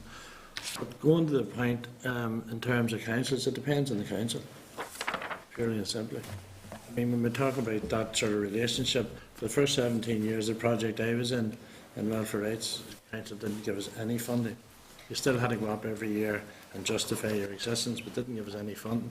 It was only when DSD actually put forward matching funding that we actually got funding, because we were funded before by the Department of Health and Social Services and then the Trust. One of the points that Sammy and Mr Alistair had made earlier was about economic regeneration and physical regeneration. If you take the Confederation, which has been around since 1972, not only have they had economic regeneration in the Ballabod area, but they've also had physical. They took a derelict mill, turned it into a magnificent building, and it's now seen as a model of good practice. People come from all over, even the statutory agencies are sending people to see how it's done. The other difficulty, I think, with councils is the community development workers that they employ sometimes. There's not that interrelationship or networking all the time, and that can cause problems. But really, I suppose what I'm saying is that the voluntary sector does an extremely good job. If that funding were to be removed, it leaves you in an impossible position, because the infrastructure that is put in place cannot be replaced by any statutory agency, in my opinion, and it's as simple as that.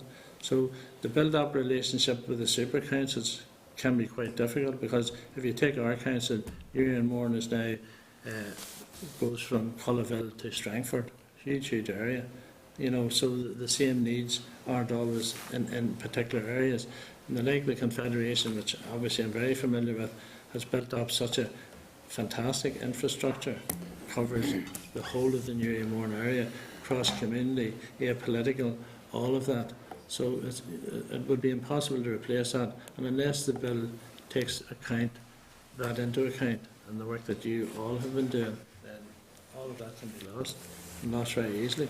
Because if people aren't aware that their jobs are sustainable, and you can't replace that experience as well, that's another issue. Certainly that's something I'd like to respond to, because we work across the Causeway area, but we work much beyond that, because other funded projects are Northern Trust-wide, our Ethnic Minority Support Programme extends well beyond the Causeway, and we work closely with organisations in Ballymena and Larne as well. And we're going into the Causeway, which is the only new council which has 4 existing councils joining together. And they all have extremely different ways, very, very different ways of addressing community development. We're based in Ballymoney. Ballymoney Council doesn't even have a community development officer on the staff of the council at all. They give us no community development support or funding whatsoever. They signpost groups to us and people to us and various other things, but the only funding that we would get for them would actually be for cohesion and community safety. Coleraine, where we have a sister organisation, Crun, whom we now have a framework of agreement with, a framework for cooperation with, they have a different approach to community development. They would have a service level agreement with Crun. They would be very supportive of community development issues. Moyle, very, very small council, very few resources, but they do have an understanding of community development and believe in community development. Limmer Valley takes a completely different approach. So those are 4 different approaches coming together in an area where there is some good infrastructure on the ground. North Antrim Community Network, which is one of the rural networks, also covers our area, but we're all doing different things. We have some core functions, but mostly we're doing different things. But so we complement each other, and it's very important that the services that we provide and the skills that we now have in house, the professional skills that we have in house, that are underpinning not just some of the statutory provision for community development. We're also underpinning other trusts, foundations, but particularly the Northern Trust, the Dell, PHA, in terms of the services that we're providing that won't be transferred into council. They will be included in community planning to some extent, but they're not necessarily going to become a core function of council staff. And that's something that we continue to, that's something that we can continue to provide. And that's not even going into some of the big lottery projects that would exist across the areas as well, that provide different services too. And that's just talking about one area. That is replicated right across Northern Ireland by CIF-funded groups.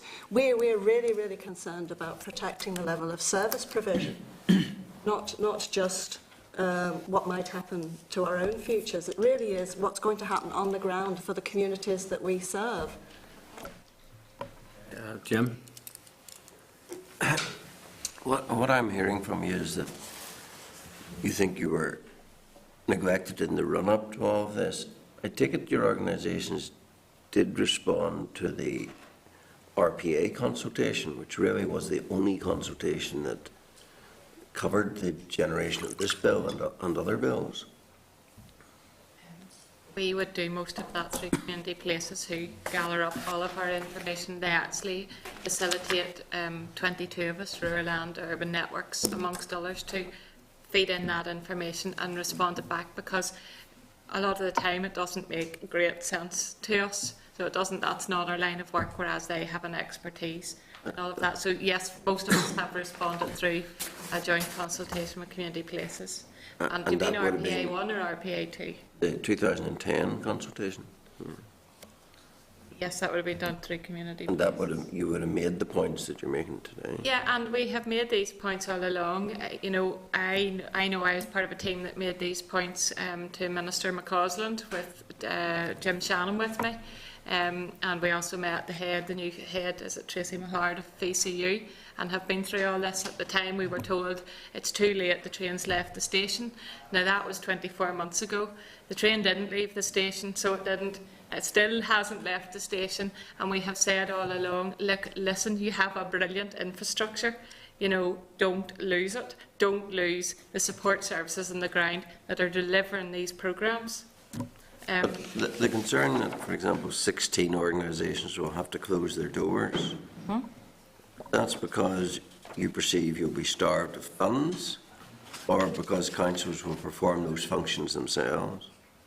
Probably because councils will decide to perform those functions themselves. I'll give you an example. Yesterday, when you put Ards and North Down together, Ards gave us a service level agreement for the last 16 years very little amount of money, because all we needed was a small amount of money. We're 2 or 3 people man operations, so we get 60 odd from DSD, which does is council give us another 10, and the rest of it are all programmes that we bring in. Those programmes are not to top up our organisation, they're to spend on the ground meeting needs. They're areas at risk programmes. We run 2 areas at risk programmes, which are also DSD programmes, which bring in another 150,000 for dedicated estates and areas which we manage, as do most of the other bodies. So totally forgot what I was going to say, but you know, we bring on all that money. The council weren't providing that money, so they weren't. They're not. It's not council. If we were waiting on council finances to do that work and to meet the needs in our local community plans that we have, it just wouldn't But happen. part of your fear now is that they will, however badly they might do it or otherwise, they will take onto themselves the provision of those services. Well, Northdown yesterday, when we asked them, when I started asking them how many workers they had 4 dedicated community development workers, not including their neighbourhood renewal workers that they employed, and then they suddenly announced they had some programme activity workers that they paid massive amounts of money to. I said, how many programme activity workers? They have 30 programme activity workers. They basically pay to deliver whatever they want delivered in those areas. So if they decide to have an after-schools programme tomorrow, which is not born of the community's needs, they say to this person, we're paying you so many hours this week, go and start up an after-schools club. It's a crazy approach. It's nothing to do with community development. It's nothing about transferable skills that in ours, we use our small amounts of investment to train people up, to give them the skills, to put them through employability programmes, to get jobs, to take on volunteering activities and voluntary roles within the community, develop community plans, and they do it all voluntarily. And then you get another council that you suddenly discover after all these years has been paying programme activity officers and paying out a fortune. I'm going to ask for under freedom of information how much they've spent on them each year, because now I want to know. But like in terms of value for money, we're talking about very small amounts of money, which then lever in very large amounts of money and physical capital, which then allows people's needs to be met. There's no comparison in the cost that it is costing councils to have development officers and programme activity officers and then consultants and facilitators that they bring in on top of that. You're aware that next year we're told there'll be a Department of Communities. Absolutely. How do you see that fitting with this? Well, it would be very welcome, as long as this policy document, which is really very good, has a framework and has an implementing structure to allow the framework to be delivered, which already exists. So it's all sitting there to sit nicely, lovely under a Department of Communities, which we really, really welcome, which would give you complete accountability and a perfect implementation model. The Department have already done everything they need to do. But why is it that if this bill is passed, that torpedoes that? Because it doesn't mention community development, it doesn't fit in with the community development framework that exists. It's not there, and that's a local. You're passing your infrastructure over to a local, and then you're going to have a department. So what would the Department of Communities do, and who would deliver on their programmes? Well, you didn't ask me. Will you ask me? I was trying to get some light, because you can't get much light from the executive. Very good. Thank you. What happened with the new council? I wouldn't tackle you anyway. Well, Alex, that is... I think you're safe enough in Northdown now. You don't know how much Northdown hate me, honestly. That's the reality of this. We are in this position and we can say these things because we have been funded by a department which allows us to truly represent our communities. See, the minute I and we as communities on the ground, now I'm talking about the people on the ground, are funded directly by our council. We can't say the things that we can say now. We haven't got that independent community assessed actual need on the ground we'll lose what we've got at the minute. And we've got it because we're supported by a department who are creating, in your own words, the Department of Communities, which has an infrastructure already there and working. You know, it doesn't make sense. Well, I mean, you obviously have very fundamental concerns about the future, and you very eloquently put those concerns to the committee, and I want to bring Roy in a second. I suppose there's a couple of things. The councils didn't actually have that kind of money in the years gone by, so that is a fundamental difference in fairness to councils, although there has always been a concern, particularly from the outside of the discussion around RPA, because while it was dealing with the arts or dealing with a whole range of other issues, it was a very mixed bag of take-up and engagement from a range of councils. There's always been a concern. Can I just say, councils did have it in the form of the community support plans, Some of it, yeah. and really all they're going to have is a much bigger community support plan if it keeps going as it is at the minute. They did have it, and we didn't get it out of community support plans, and there's not a council community support plan that you can look at in the country said they gave it to support infrastructure organisations which are sub-regional. It didn't happen. Well, I mean, in the early years, they didn't have a lot of some. I mean, there's been some incremental development over the years, which has been fair enough. The point I'm making, I agree with you, and probably all the members around the table would agree that there has been a mixed picture. There's no question about that. So your concerns would be legitimate in that. What you need to make sure, and Nick made a presentation earlier on, made similar issues that need some kind of standardisation. And what you want to do is uplift it and not kind of dumb it down. So, Roy. Thank you, Mr. Chairman. Again, thanks for your presentation. And firstly, I would acknowledge that community development is a vital aspect of assisting areas of need, and that's something that you can't just put down to the physical infrastructure. It's vital that there is a bottom-up approach with the community being assisted to help themselves.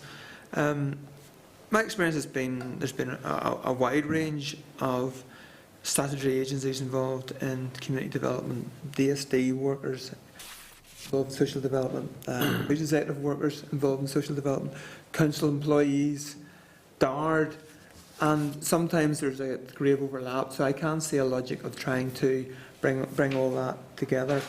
Equally, the community and voluntary sector can be successful, but much depends, in my opinion, on the individual as much as the organisation. It's that individual's approach which can determine whether there's success or not. So I'm open-minded going forward. I certainly would share your concerns if it becomes an entirely in-house council function. Has there been any sense, has taking this in-house been simply a way of protecting council jobs as the amalgamation occurs and let all the pain suffer in the other sectors? That's all we've seen lately. Even the peace staff, because Peace 4 isn't on board yet, you know, councils have just moved their peace, you know, my latest example is a Peace 3 officer has now just become a good relations officer to give them a job in the meantime, and the other peace officer has just become Kilkilly's neighbourhood renewal officer, and you just think that's crazy. But that is the reality of what is going on in every single one of our councils. They're just protecting jobs, and they're going through the who fits what post at the minute and who's going to be left out. As far as I can see, there's going to be no cuts because I haven't seen a cut yet. But they're just moving people about. And could I just bring up one point? You brought up DARD there yet, and we haven't mentioned that, but that's another real inconsistency in all this, because DARD are not transferring their function. DARD are retaining their function and retaining their programmes and continue to do so for the foreseeable future, because a lot of the rural networks also deliver the European monies. So we're going to be left with a council that only has half the picture anyway, because rural development is not joining it. So you're only going to get half the infrastructure. They're not even going to get the whole infrastructure at the minute. And that leaves it very difficult, because then we have our rural networks who then, instead of working together, and we all meet, there's 24 networks meet together, rural and urban, from across Northern Ireland at the minute, and we meet quite regularly. And we've got half of them going to stay with the department, and the rest of us not going to stay with the department, but yet some of us jointly bid the council. So, for example, I jointly bid the council for our money every year, small as it is, with a rural network. How am I going to do that when the rural network's going to continue getting its core funding from a department, and yet we're going to be seeking our core funding from the council? So we're going to have to actually split our joint strategy that we have, which covers a rural and urban area, because I'm urban and don't do rural, they're rural and don't do urban. But could I just, at the point about, housing executive staff, development staff, council staff, etc. VCU pump primed through core funding the development of infrastructure organisations across the communities here. And I think it was Joe Wright at the time, who was one of the founding people, staff in VCU, had that vision to say we need to create infrastructure organisations on the ground that can become anchors, community anchors, and can make a real positive contribution. And whether that's Cronin, Coleraine, or wherever it is, Oma Community, wherever it is, to think that we're now moving forward to say, actually, we're flipping that, and we're reinventing the wheel again. And you know what? In 10 years' time, if this happens, we'll be back. There'll be a group of people back here talking about establishing or reinvesting in community infrastructure organisations. Okay. We're here today talking about the regeneration bill, and the regeneration bill could enable councils to continue to invest in a range of organisations that you've presented to us today, that you and your partners represent. But equally, they might decide to stop.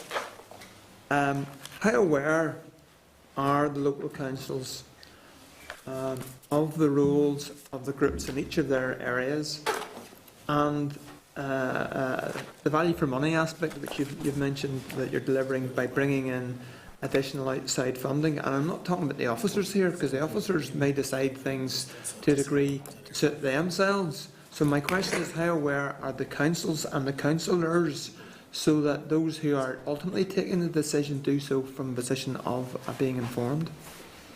Well, I would think that, talking from a Fermanagh experience, the Fermanagh councillors are very, very aware of the Fermanagh Trust work, and have been supportive in terms of leasing off a site recently to help us and develop our work. So the councillors are aware of our work. Are they aware of the detail? Well, in many cases, the councillors, quite a number of councillors from all the political parties, are involved in community development organisations that we work with. So they're aware of some of the support. Are they aware of the minutiae of the funding and the finance and what that means? No, they wouldn't.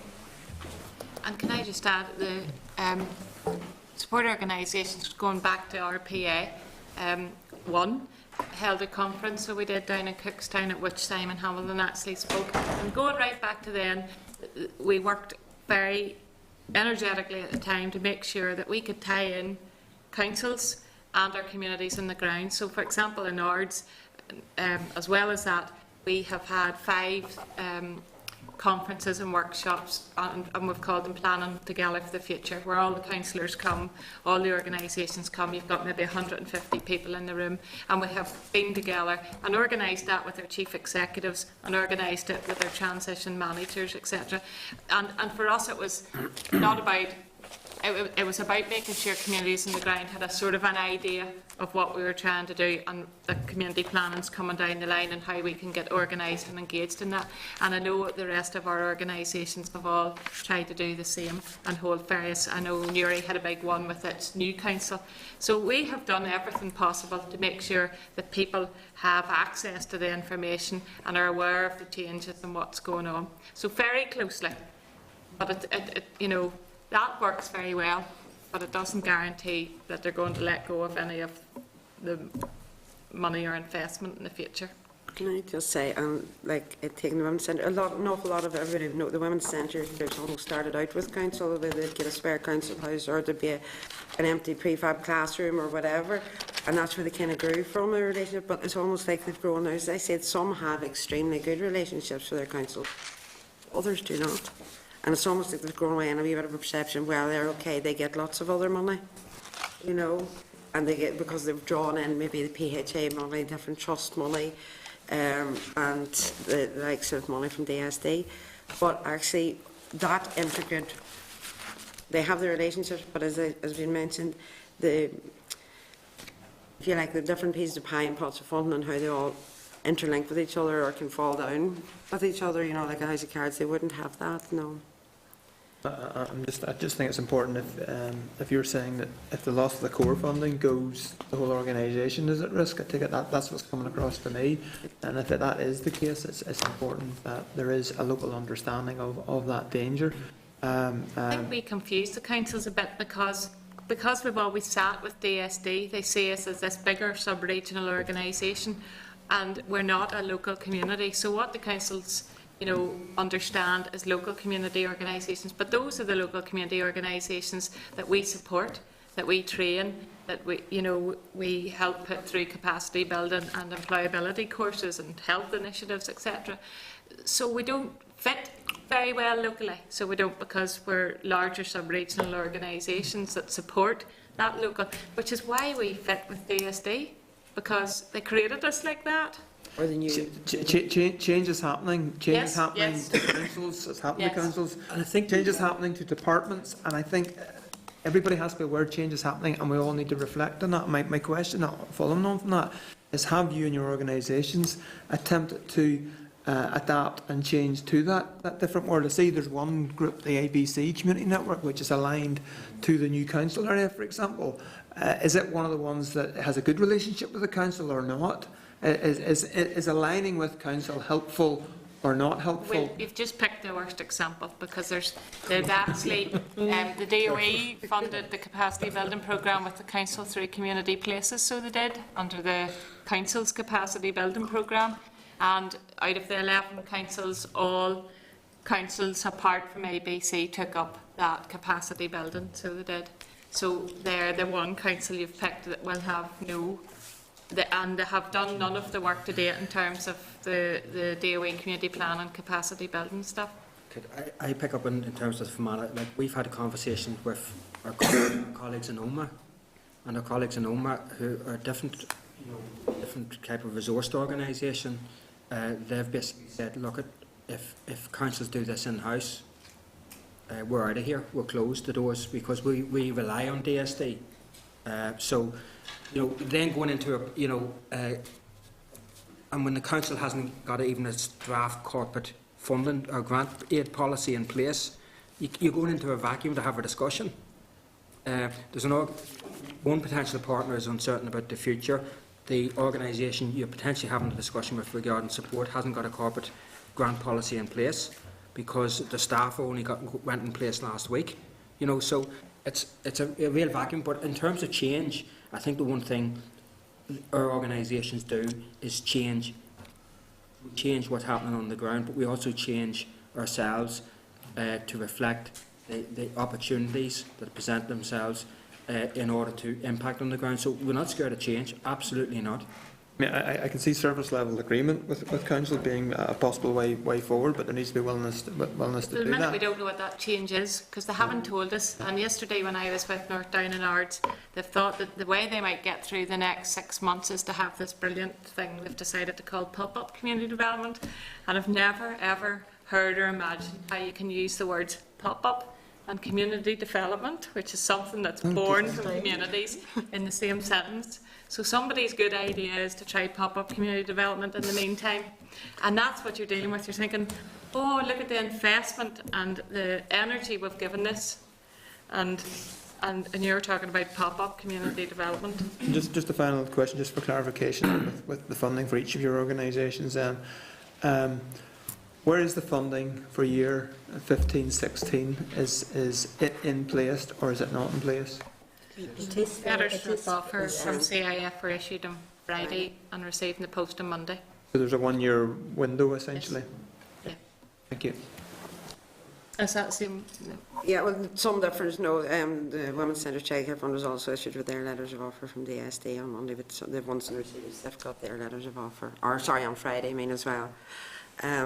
But even given that one, that's where I was trying to raise the issue, even given that 1-year window, if you like, there will still be nothing in writing as to, because there's nothing in the bill to direct councils in any way. They basically can do what they want to do with that, with the bill in section 1 as it's written.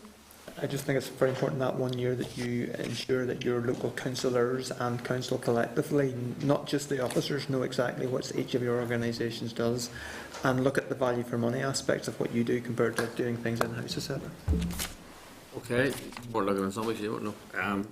Look, you've certainly given us a lot of very solid food for thought, so I do think there's probably a couple of very important fundamental issues you've raised with us, whether or not things transfer in the first place at all. Certainly you're putting on the table there a need for some longer period of transition to make sure things are bedded in and local government before things would actually transfer over. Some of that's probably not within our gift to deliver for you, but what we can deliver for you is certainly taking on board all the concerns you've raised. You heard some of them early on raised by Nick, and there have been others, and all the members around here have a very clear focus on these matters as well. So can I just thank yourselves for coming this morning. No doubt you have very passionately and possibly put your concerns on the table for us in a very clear manner. Obviously we'll be deliberating on this ourselves, and the committee will be dealing with the department. Some of them are here, so we will actually drill down into some of the issues you have, because some of us will actually quite clearly share a number of the concerns that you have raised. What we want to try and do is to make sure whenever these functions are transferred over, they're transferred over with the best intentions, but also with the best outcomes. And clearly, central that has to be the partnership and the value placed on the community and the voluntary sector. And that's something I think we all have to have underpinned in whatever way we can do. Okay, can I thank you, Father, and no doubt we'll be in exchange with you again. So thanks very, very much. Thank you for the opportunity. Okay, members, so again, a lot of food for thought there, so we return to this.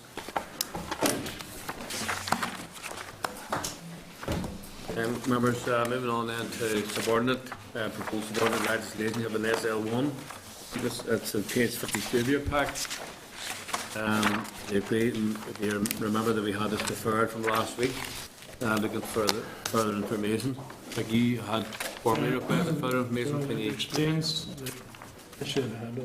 You can't with the information you were looking at. Anybody else? Any issues in that? No. Okay, so let me see what that takes us to. Okay, so members are content then with the department's response. So on that basis then, are members content for the rule to be made? Okay, members, thank you for that. SL1, the Social Security Maternity Allowance earnings, that's page 59 of your pack. Again, this will come into, this will be subject to negative resolution procedure before the Assembly and the operation on the 6th of April. Are members content the rule be made? Okay, members, thank you for that. How does that work, Chairman, in terms of the date? Now doesn't be until after that date? Well, you would have served notice, I presume, if no negative resolution, so the committee would have had to pray against. Yeah. Serve notice, and that's not happened. So. Okay. Okay, members, statutory rules then, SR 163. That's on page 65 of your pack. Members content, we move to the motion. If members are content, then I'll read the motion on the record. That the Committee for Social Development has considered the statutory rule SR 163, the Social Security Miscellaneous and Levels Number 2, Regulations Northern Ireland 2015, and subject to the Examiner of Statutory Rules report has no objections to the rule. Agreed? Thank you. SR 164, again, page 77 of your pack. If members content for the rule to be made, I'll read into the record. Okay, that the Committee for Social Development has considered the statutory rule SR 164, the Occupational and Personal Pension Schemes, Transfer Values, Amendment and Revocation Regulations, Northern Ireland 2015, and subject to the Examiner of Statutory Rules report has no objections to the rule. Agreed? Thank you. SR 165, Pension Schemes Act 2015, page 91 of your pack. You found the information. If members are content, I'll read the motion in the record. That the Committee for Social Development has considered the statutory rule SR 165, the Pension Schemes Act 2015, transitional provisions and appropriate independent advice, regs NI 2015, and subject to the Examiner of Statutory Rules report has no objections to the rule. All agreed? Thank you. Moving on then to correspondence. Just to draw your attention to page 109 of your meeting pack, the Department's responded to the Committee on concerns raised with us by the Ballinafine Community Development Association regarding the lack of funding, the lack of response to applications for community investment funding. You'll have the Department's response there, and members content then that we share that with the community development, with the Ballantyne Community Development Association. Okay. Page 111 of your pack. Department has also responded to the committee on concerns relating to 2015-16 neighbourhood renewal budget. Happy enough then we as content to forward the department to those organisations with expressed concerns regarding the budget. Okay. Members then content for the memo, the correspondence per the memo on page 107. Okay, members, thank you for that. Forward work programme, page 8 of your tabled items. Members content for the forward work programme is drafted. Okay. AOB, anything under AOB? There's nothing under AOB. Then that brings the meeting to the end for this particular section.